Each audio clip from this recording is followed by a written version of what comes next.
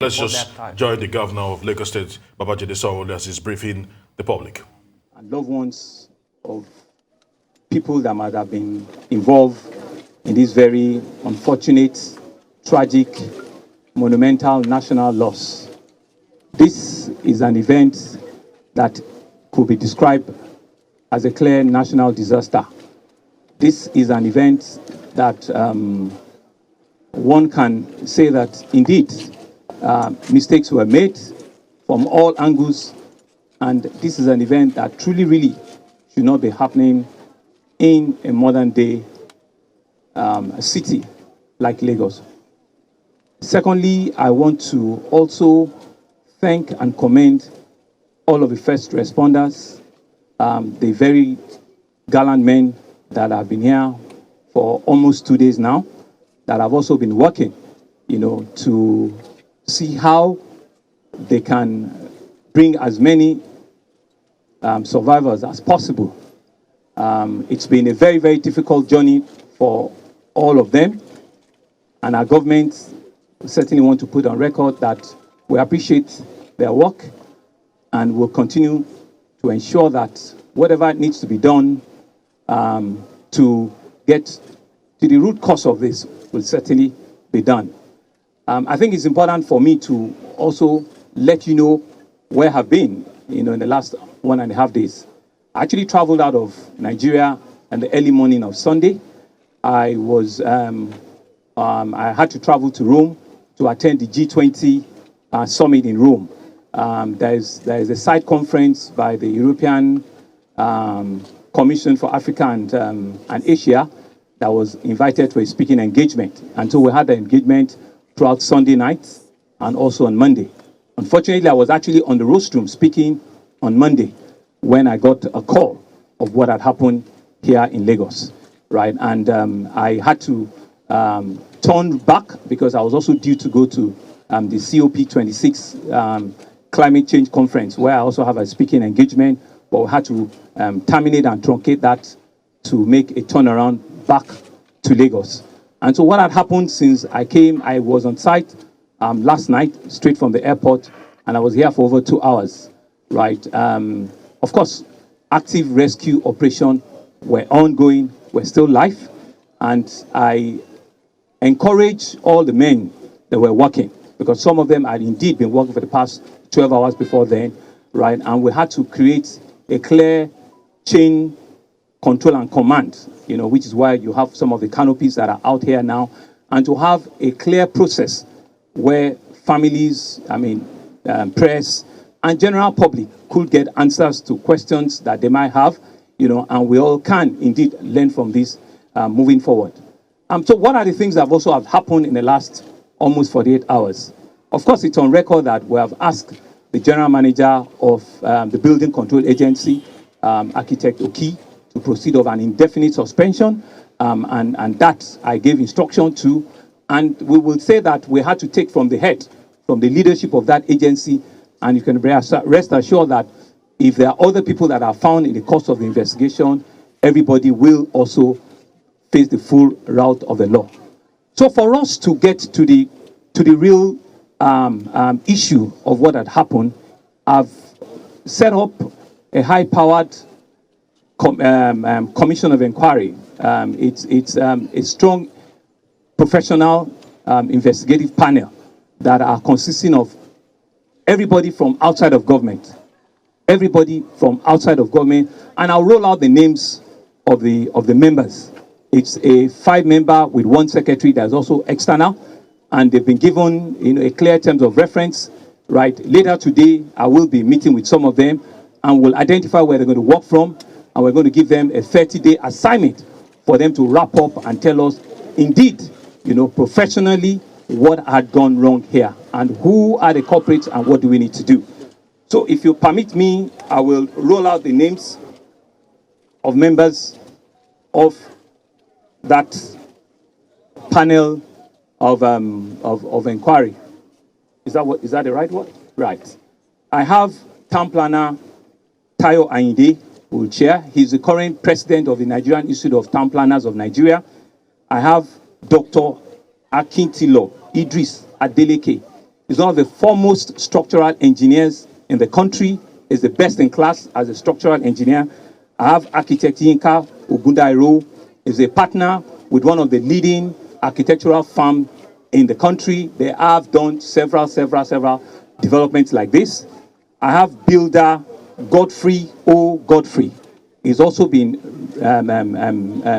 identified as one of the foremost builders in the country and was recommended by the Nigerian Institute of Builders. And I have Mrs. Bumi Ibrahim. She's a lawyer and she's also a property player who understands and knows from a legal perspective what should be the remits, of government and also a developer of this magnitude. To be the secretary of this panel, it's a gentleman called Mr. Ekundayo Onojobi, who is also a lawyer and works with a private law firm. I decided not to mention their individual companies, so that we can preserve the identity of their companies, but they have all been highly recommended to us as people of impeccable integrity and professionals in their own right, and you can see the mix of the profession there.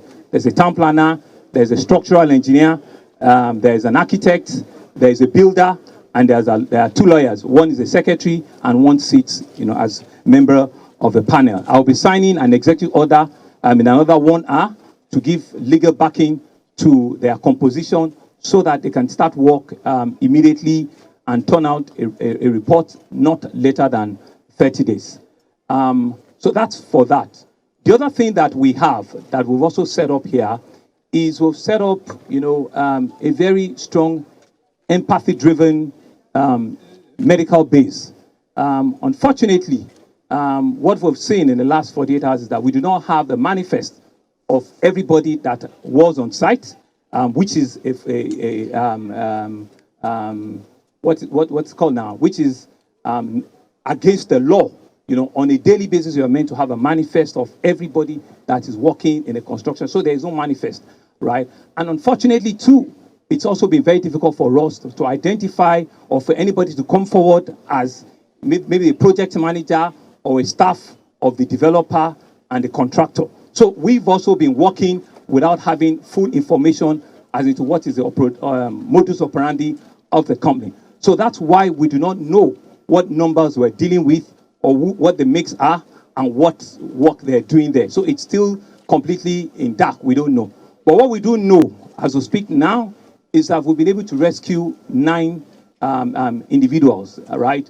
6 of them are still in the hospital, at the General Hospital in Lagos.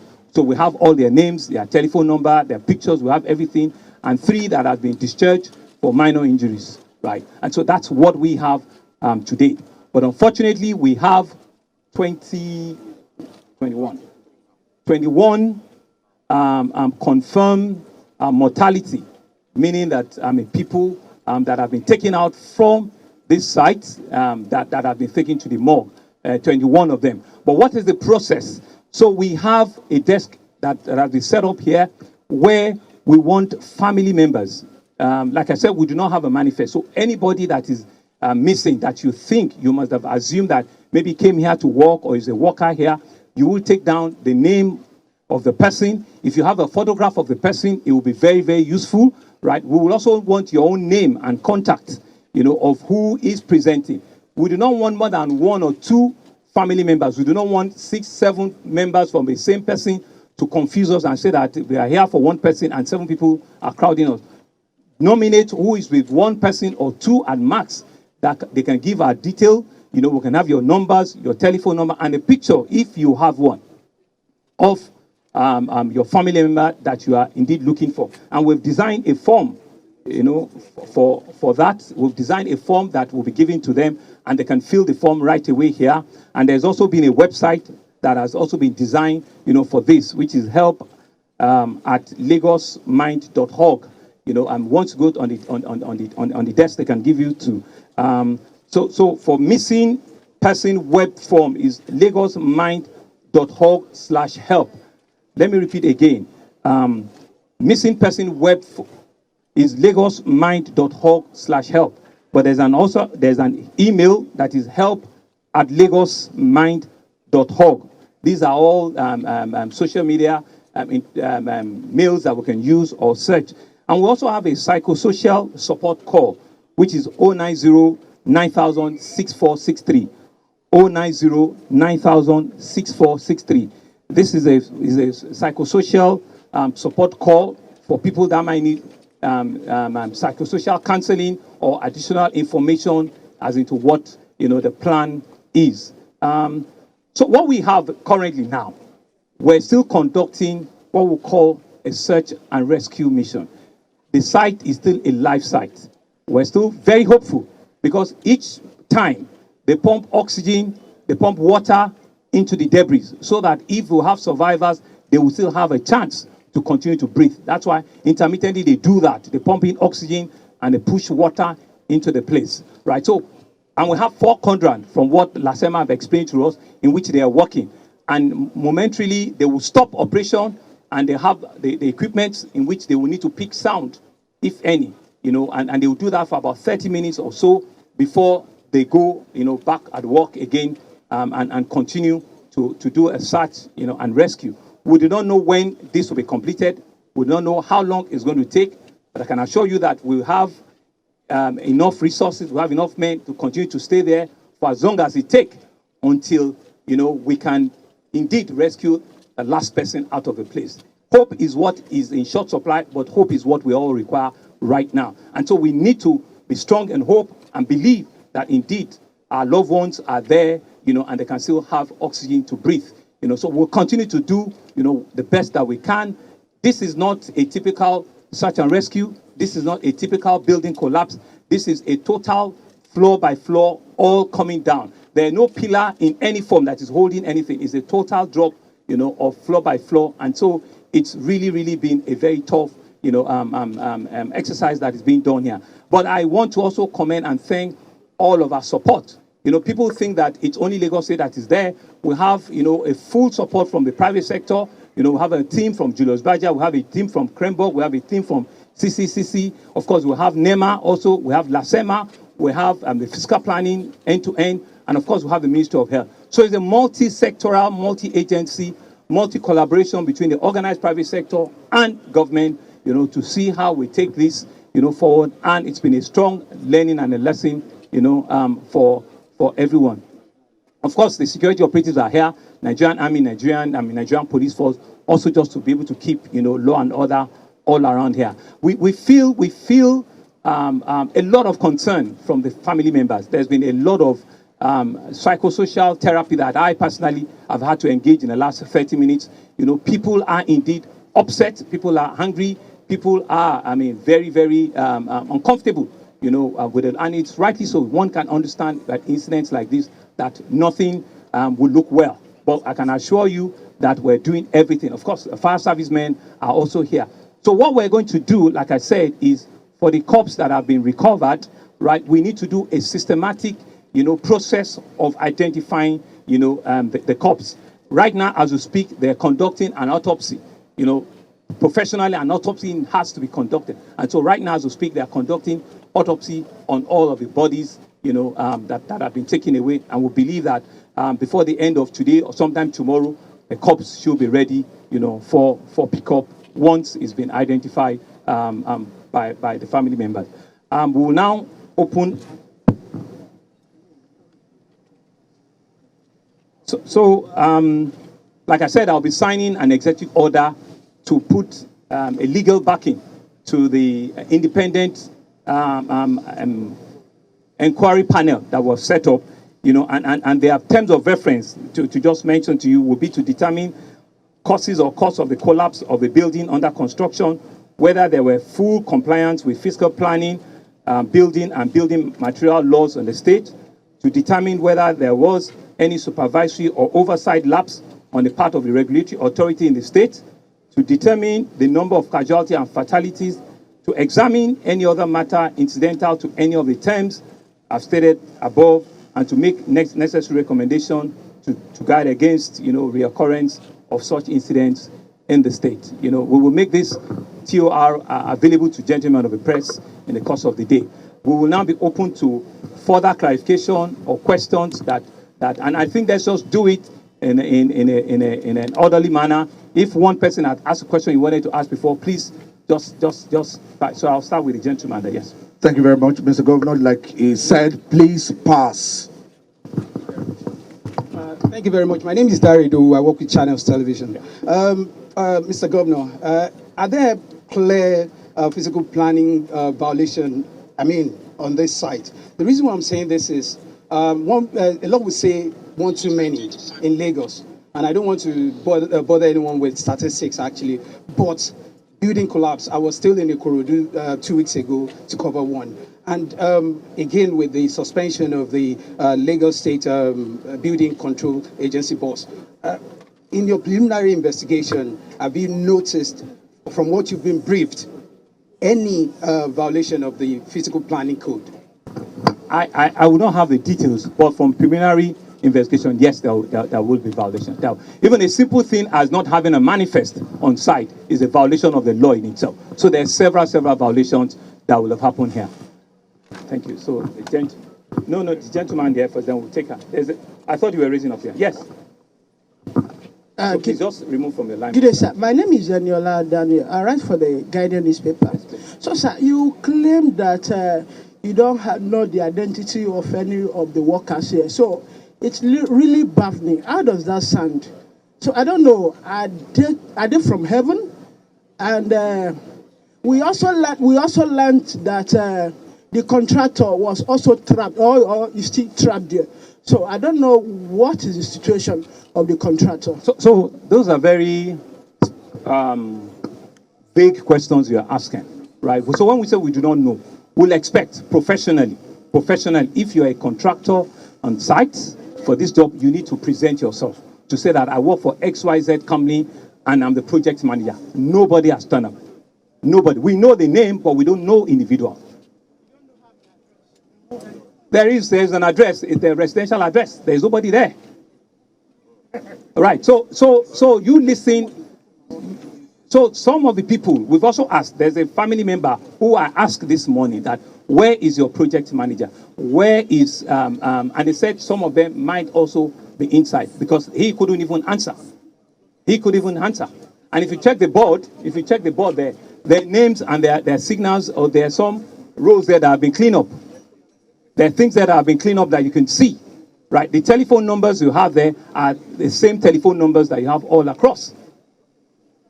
Yes, please. Thank you. My name is Adefemi Akinsanya from Arise News. Your Excellency, you've already mentioned that there have been, in the early parts of this investigation, there have been violations that you're obviously not happy with. With the probe that you announced, can we expect this to take a criminal lead? Is that the direction you're moving in at this point? Because when we speak to victims, not only are they concerned about the identity of their loved ones, there's also a call for accountability. What are you going to do about that? Certainly, if the panel do recommend criminal, once there are even violations of the law, right, that in itself has sanctions, stated in the law, right? So I believe that the highest level of the law will come to force. So it might include criminal charges, on some people that might be found culpable in this.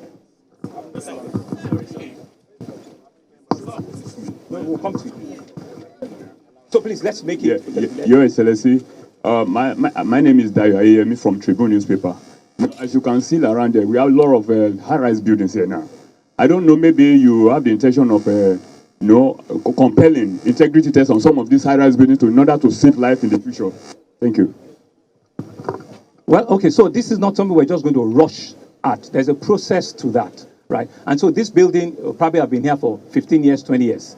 Right, so it's not the same situation with a live construction site. So there are different mechanisms to this. So we need to do a full audit. There will be an audit of aging analysis, how long the building has been for, what has been do they notice anything as tenants or as occupiers in those buildings? So there's a lot of comprehensive, backroom work that will happen, that will certainly happen. But you cannot compare this with a construction site that is still live, Thank you. All right, Wilson Omoni with Silverbird Television. Yes. First of all, there's been some conflict with regards how much floors they were actually permitted to have in this particular building before it came down. So let's have a clarity on that. How many floors were they permitted to have and how many did they go? And also, secondly, I'd like to ask the question that was asked about the owner of the particular building. What's the situation with locating this particular individual or any loved one or family member as it is today? Thank you, sir. Okay, thank you. Okay, so what we have, there are three buildings. There are three buildings, on site. So what I'm told is that there's 15, 15, and 21. Right? There's 15, 15, and 21. As to the owner or the developer, it's been said that he was also on site. I mean, that's information we gather, that he was also on site, and so we haven't seen him, right? And I don't know if his body or his corpse have been recovered. I do not know, but it's been said that he's on site, right? And so it's also been, rumored, alleged that the developer is also the contractor, is also the builder, but I cannot confirm that. These are things that the panel will indeed investigate and confirm and tell us what exactly has gone. I cannot begin to be preemptive as to that. Thank you. My name is Najite from Lasgidi FM in Lagos. I want to speak towards those who might still be inside alive. We've observed that we've not seen live detector equipment such as infrared thermal or sniffer dogs. What's your reaction to that? So you're not very correct, because there are live detect equipments there. You have not been there, so you certainly don't know. But there are live equipment. There are equipment to detect live movement and sound in there that they're using. Right? They have equipment that they're using there. Thank you. Give to that lady. No. Give it. Let them exhaust it. Then we'll come to family members. Yes. Yeah, my name is Abimbola Agbebi. I report for TVC News. There were concerns raised over huge machines used for the rescue operations. What kind of machines? There were concerns raised over the huge machines used for rescue operations, that there is a possibility for such machines to end up killing more persons who could be stuck in the rubble. Well, okay. So interestingly, I also listened to your review this morning, and I think your reportage was also very wrong. Because you also took a view when you were also not there, because I saw your live reportage this morning. And I want to advise that indeed, when we do not have information, don't let's be speculative. No, she from TVC, don't let's be speculative, right? So the machines will have there, some are reserves, some are spares. There's only 4 quadrants that they're working on. So what it means is that at maximum, there are 4 machines that are working at the same time. All the others that you have here are spares. They can run out of diesel, or there could be machine fault, or whatever it is. Last night here, I saw them changing the blades of some of the equipment that they were using. So they will get tired at some point in time, and they will be changed. So it's a backup upon a backup upon a backup. That's what you have here. And so it's really just for us to be ready. There's a lady, there's a foreigner there, yes. Okay.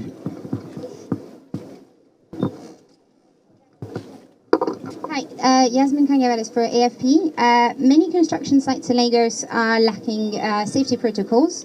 What is the state doing to ensure safety for construction workers? So there will be a comprehensive review. I've actually asked last night for the Ministry of Fiscal Planning to give me a detailed list of all buildings that are 5 floors and above.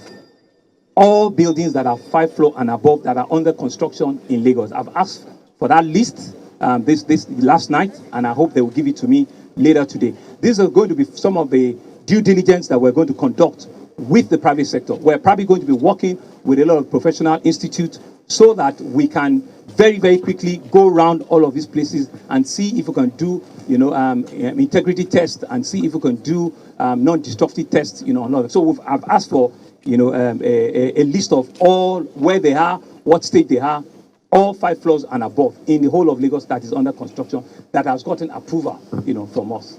All right, we're watching the governor of Lagos State, Babajide Sanwo-Olu, addressing the media and Lagos State and Nigerians and the world at large in respect to the 21-story building that collapsed here in Lagos State, Ikoyi to be very precise. And he made mention of some key things. Yes, he mentioned that he would be signing an executive order in order to create an independent inquiry panel. And we were actually having a discussion with Dr. Sanwo-Olu just before the governor started talking. And we were, first of all, we want to get your comments on some of the things that the governor has said. And also, before we took his speech, we were talking about the other 2 buildings on site and whether or not structural integrity tests would have to be conducted on that. So I'll allow you to continue on that line. Yes, taking it from where we stopped, the collapse of the 21-story building would have sent a lot of shock waves into the ground. And these are forces, horizontal forces, that would have traveled miles or kilometers away from even the project site. And they would have actually subjected the foundations of those remaining buildings to horizontal forces. Anyway, these are part of the findings which intense scrutiny is going to bring out. We're going to go back to listen to the governor. He started speaking again. That you talked about is part of the people that were rescued. I would not know that, but I know that they were rescued. There were people that were rescued alive yesterday morning or midday or thereabout. But like I said, it's still a very difficult, a very long, tedious, ongoing process. So you can hear that the entire machines have stopped now, right? And it's because we're doing the sound search. It's because we're meaning to hear and use the equipments they have, right, to feel or to hear if there's anything, if there's anybody, right, that we could pick up any sum of sound at all, and they'll probably now be able to go to that specific location, and that's what is probably going on even as we speak here right now. Okay, Mr. Governor, my name is Niyomani from News Central. I just want to confirm, what would be the state of this property once this rescue operation is done? Would it be confiscated by the Lagos State government? That's the first one. Then secondly, the missing persons hub and the psycho-social support call, is it just for victims of this building collapse or generally? Thank you. So the second question first, it will be for this victim, so that we don't crowd, and have conflicting, reporting. So it's really for this process, for this operation, right? And your first question is around what will happen to this. There's a law. There's an existing law around building collapse. There's an existing law around fatality on building site. I'm sure, the law will take its course on that. There's a law, right? Thank you very much, gentlemen of the press. Thank you very much. Now, the family members, Mr. Governor, would like to address you. Gentlemen of the press, that would be.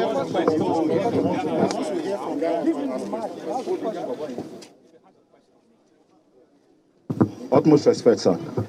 My name is Jude Ogochukwu, and my brother is in there. He's an engineer. He just died about a month ago.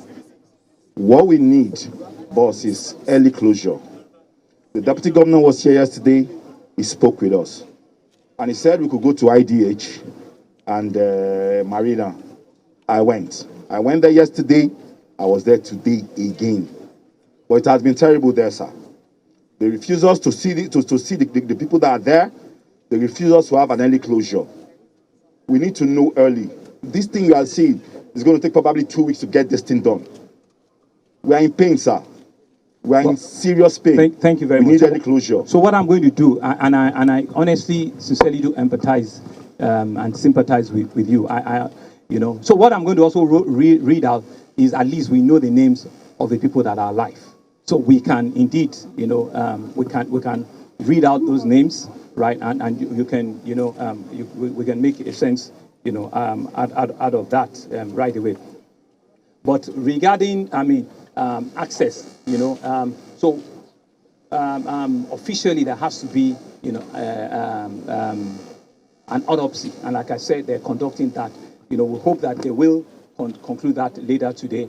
And I believe that, we do not just want to show picture to anyone. It's not professional. It's not what we do, right? So that's why we need to have a clear manifest of the family members and who we will take to the morgue tomorrow to identify, the corpse that we have, so that the closure will be quick and fast, like you did observe. So the names of the people that we have that has been rescued, there's a gentleman, Odunton Timileyin, he's 26-year-old. There's another one called Hamed Kenleku. He's a 19-year-old male. He's from Cotonou. There's another gentleman called Sunday Monday. He's 21-year-old. He had a left fracture and some laceration. There's another gentleman called Adeniran Mayowa. He's a 37-year-old. He had some hip injury. There's a gentleman, Shola Bade Nuruddin. He's 33 years old. He has injury in the pelvic. There's another gentleman called Waliu Latif. He's 32-year-old, and he has right. So the three others, like I said, they've also been discharged, and they've gone home. But these 6 are still, within the general hospital under our care. Any other question?